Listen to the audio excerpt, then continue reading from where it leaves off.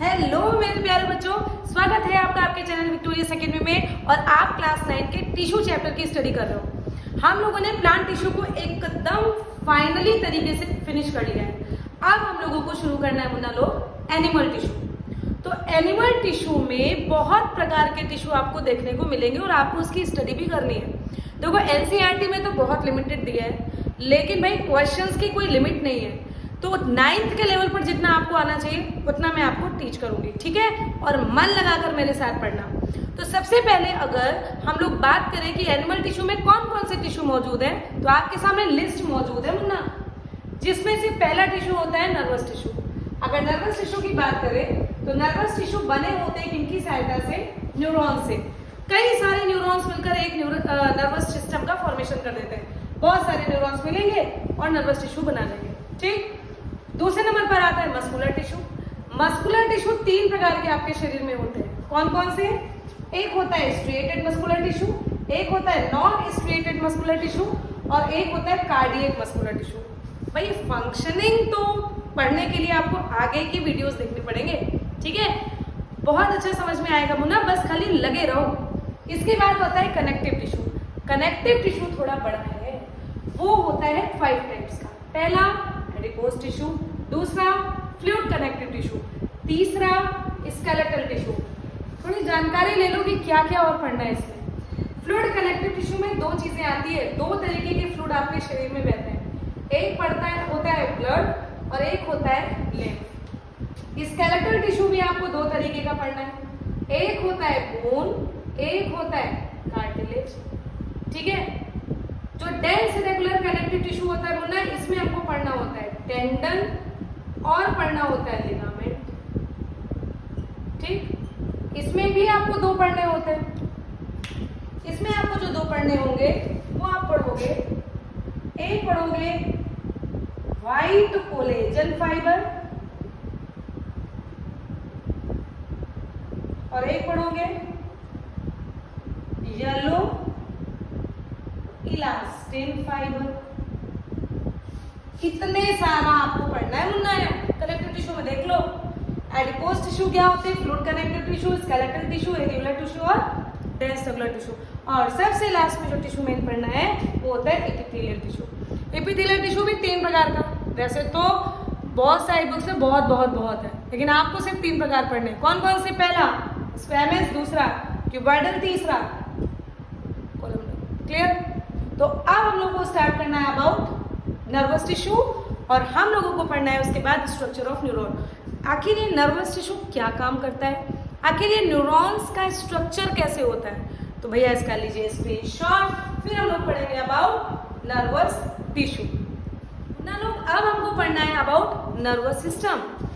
जैसे कि हम लोगों को पता है कि नर्वस सिस्टम की यूनिट क्या होती है? न्यूरॉन्स। ये न्यूरॉन्स जो होते हैं, this is the longest cell of human body. अभी सेल में पढ़ाया है, पढ़ लो प्रीवियस लेक्चर्स में। तो neuron is the longest cell of human body. Structure of neuron पढ़ेंगे बेटू। देखो न्यूरॉन्स करते क्या है, देखो जैसे अगर ये कोई गर्म चीज है, इस गर्म चीज पर हमारा कोई हाथ पड़ा या बॉडी का कोई ऑर्गन पड़ा, तो तुरंत वहां से हम लोग अपना हाथ हटाते हैं कि नहीं हटाते हैं?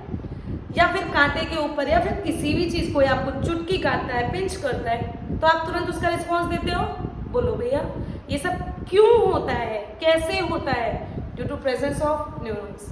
ये आपके ब्रेन तक मैसेज को ले जाता है और उसके बाद आपके ऑर्गन से काम करवा देता है, जिसको हम लोग कहते हैं रिस्पॉन्स या इसको रिफ्लेक्स एक्शन कहते हैं। अब रिफ्लेक्स एक्शन तो हम नहीं बताने वाले क्योंकि ये आपके क्लास 10th के सिलेबस में है। जब 10th में पहुंचना बच्चा तो वहां पर कंट्रोल एंड कोऑर्डिनेशन में मैंने इसको भी एक्सप्लेन किया हुआ है, ठीक है।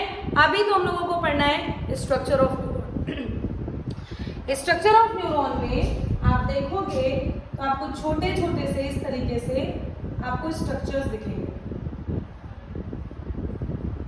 इस तरीके से।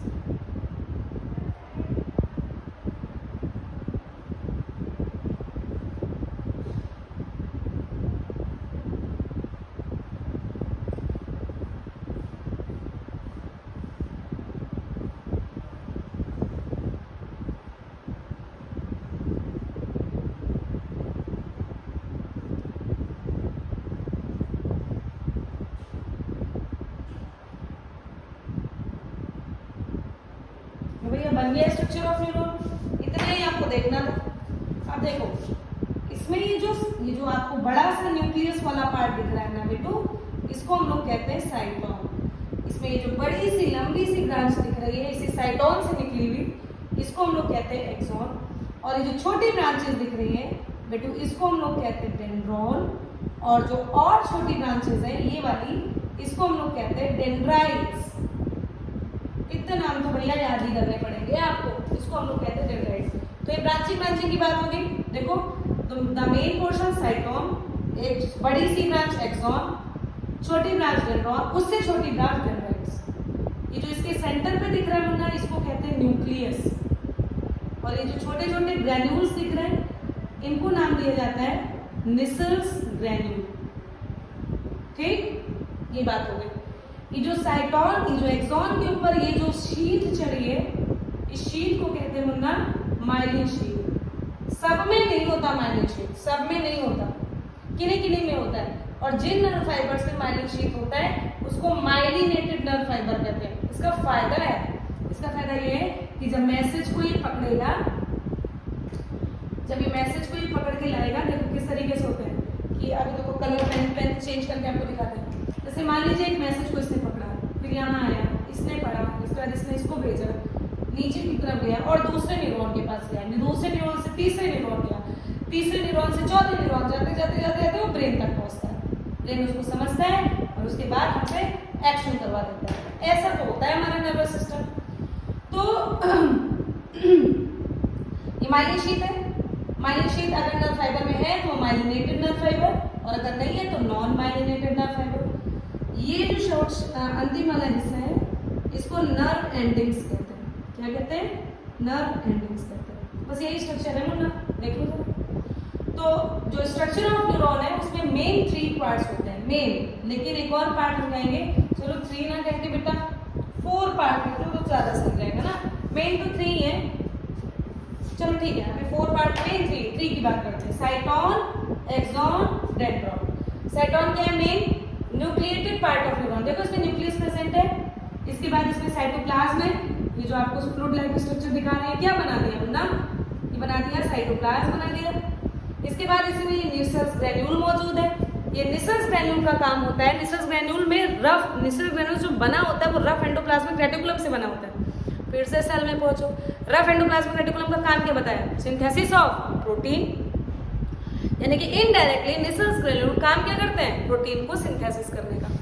इसके बाद द मेन ब्रांच एक्सॉन के लिए पॉइंट क्या है? It is a long thread like structure arises from साइटोन। ये थोड़ी सी बड़ी जो ब्रांच निकली होती है साइटोन से, उसको हम लोग एक्सॉन कहते हैं। ठीक, अगर एक्सॉन के ऊपर माइलिन शीट है तो वो माइलिनेटेड नर्व फाइबर कहलाता है।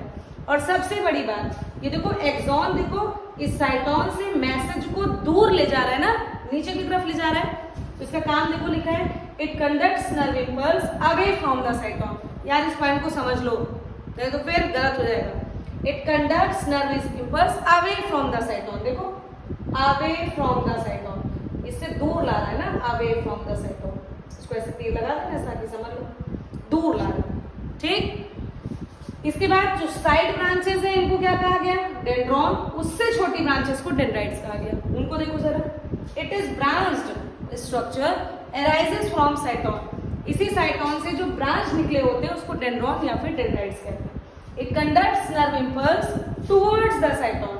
टुवर्ड्स द साइटोन का मतलब बेटू देखो, हमने बताया नहीं था आप लोगों को, पेन चेंज करके दिखाया तो शायद आपको समझ में आए कि इस तरीके से बाहर से नर्व इंपल्स को पकड़ पकड़ के लाता है किसकी तरफ? साइटोन की तरफ। फिर एक्सॉन, न्यूक्लियस इसका समझता है, और फिर एक्सॉन से होते हुए दूसरे नर्व, तीसरे नर्व से होते हुए वो ब्रेन तक पहुंच जाता है। चलिए, तो इस तरीके से आपका पूरा स्ट्रक्चर हो गया। थोड़ा सा बचा हुआ है, आखिर वो नर्व एंडिंग्स क्या होता है और फिर फंक्शन। खत्म हो गया आपका एक टिश्यू। देखा कितने इजी है? चलिए देखिए, सबसे पहले स्ट्रक्चर ऑफ न्यूरॉन में सबसे पहले ऊपर से शुरू करते हैं। The unit of nervous system is called neuron. Neuron is the longest cell of human body. Structure of neuron में it is made by 3 parts. पहले नंबर पर साइटोन, ये मेन पार्ट होता है, न्यूक्लिएटेड होता है, साइटोप्लाज्म होता है इसमें निसल्स ग्रैन्यूल होता है जो बने होते हैं किसके? रफ एंडोप्लाज्मिक रेटिकुलम में। और चूंकि रफ एंडोप्लाज्मिक रेटिकुलम क्या बनाती है, प्रोटीन, तो ये सिंथेसिस ऑफ प्रोटीन का भी काम करता है। एक्सॉन जो इससे लंबी ब्रांच राइज होती है उसको आप क्या कहते हो, साइटोन से राइज होती है। अगर माइलिन शीथ है तो माइलिनेटेड नर्व फाइबर, नहीं है तो नॉन माइलिनेटेड नर्व फाइबर। इसके बाद it conducts nerve impulses away from the साइटोन, साइटोन से नर्व इंपल्स को दूर ले जाने का काम करती है। फिर थर्ड नंबर पर डेंड्रॉन या फिर डेंड्राइट्स, ये साइटोन से जो ब्रांचिंग निकली है उसको कहते हैं, डेंड्रॉन से और फाइन ब्रांचिंग होती है उसको डेंड्राइट्स कहते हैं, ठीक है। और वो क्या काम करती है, मैसेज को या इंपल्स को टुवर्ड्स द साइटोन लाती है, टुवर्ड्स द साइटोन। तो मैसेज इनसे डेंड्राइट से, डेंड्रॉन से होते हुए पहले कहाँ आया, साइटोन में, साइटोन से होते हुए कहाँ आया, एक्सॉन में, फिर एक्सॉन से होते हुए नर्व एंडिंग्स में, फिर दूसरे न्यूरॉन में, होते होते होते होते ब्रेन में। समझे भैया जी? इसका स्क्रीनशॉट लीजिए, थोड़ा सा पार्ट और बचा है उसको भी पढ़ाते हैं। अब एक पार्ट बचा हुआ है उसको भी देख लो, which is called nerve endings. बना के दिखा दिया था नर्व एंडिंग्स क्या होता है। इस नर्व एंडिंग्स में देखो इस तरीके से आपको वेसिकल लाइक स्ट्रक्चर मिलेगा मुन्ना, और इसको हम लोग कहते हैं सिनेप्टिक वेसिकल। इसके अंदर कुछ फ्लूइड भरा होता है, उस फ्लूइड का नाम होता है न्यूरोट्रांसमीटर। बहुत ज्यादा नहीं है कि आपको लग रहा हो कि बहुत ज्यादा पढ़ा रही, हाई फाई पढ़ा रही, इतना तो जानकारी होना ही चाहिए कि इसके अंदर कोई फ्लूइड भरा होता है। अब सोचो, मान लो यहाँ पर इस तरीके से दूसरे न्यूरॉन लगे है ना, मान लो इस तरीके से दूसरे न्यूरॉन लगे, तो इस फ्लूइड की सहायता से वो मैसेज इसमें आ जाएगा, तो इसीलिए वो जरूरी होता है। तो न्यूरोट्रांसमीटर बताना जरूरी था मुन्ना, एक्स्ट्रा नहीं पढ़ाते, सिलेबस का पढ़ाते, सही पढ़ाते, सीख लो। चलो नर्व एंडिंग्स क्या है, it is the terminal part of neuron. Terminal का मतलब होता है कि जब कोई एंड, टर्मिनल का मतलब होता है एक छोर, एक अंतिम वाला पार्ट, तो it is the terminal part of neuron. पहले इंपॉर्टेंट बात, इसके पास सिनेप्टिक वेसिकल होता है, अभी बताया, जिसके अंदर एक केमिकल भरा होता है जिसका नाम होता है न्यूरोट्रांसमीटर, और ये मदद करता है मैसेज को ट्रांसफर करने में, मैसेज या फिर नर्व इंपल्स भी इसको कहते हैं, मैसेज को ट्रांसफर करने में कि भैया आग पर हाथ रखे हो, हटा लो, कांटे पर पैर पड़ने वाला है, रखना मत। ये सब जो मैसेज आपके ब्रेन में तुरंत क्विकली रिस्पॉन्स देता है, वो यही सब न्यूरोट्रांसमीटर और न्यूरॉन्स ये सब मिलकर करते हैं। तो ये क्या काम करता है, it helps to conduct nerve impulse या फिर message from one neuron to other neuron.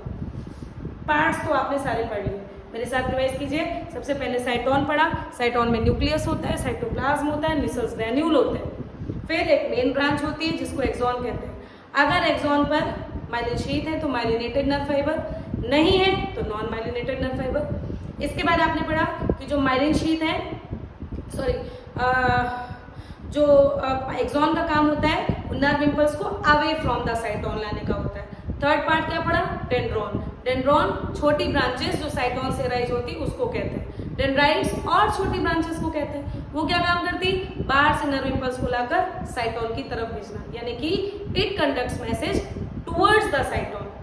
उसके बाद फोर्थ नंबर पे क्या पढ़ोगे, नर्व एंडिंग्स।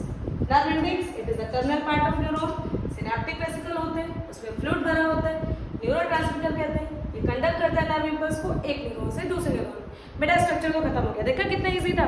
फंक्शन फटाफट समझ लो। देखो फंक्शन में क्या होता है, सबसे पहले ये न्यूरॉन रिसीव करते हैं मैसेज को, कहाँ से, रिसेप्टर ऑर्गन से। हमारी आंखों ने कुछ देखा, हमारी नाक ने कुछ सुना, हमारे कान ने कुछ सुना, हमारी स्किन ने कोई टच फील किया, गुड टच बैड टच, और हमारी जीभ ने कोई स्वाद चखा। तो ये सारे के सारे सेंस ऑर्गन्स होते हैं और इनको रिसेप्टर ऑर्गन कहते हैं। हम लोग बाहर से चीजों को, भैया चुटकी कटेगा तो शरीर पे ही तो कटेगा, ये थोड़ी ना हवा में कट जाएगा तब भी हमको दूर भागो, ऐसा थोड़ी ना होता है, समझे ना मुन्ना। तो ये सबसे पहले न्यूरॉन ये जो रिसेप्टर ऑर्गन पर ये कुछ जो होता है इससे मैसेज को रिसीव करता है। तो क्या लिखा है, न्यूरॉन रिसीव्स द मैसेज, कहाँ से, रिसेप्टर ऑर्गन से।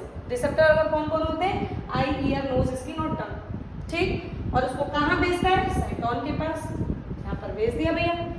फिर साइटोन से कहा जाता है एक्सॉन के पास, लो भेज दिया। एक्सॉन के पास, एक्सॉन के बाद से दूसरे न्यूरॉन, तीसरे न्यूरॉन, चौथे न्यूरॉन में जाता है।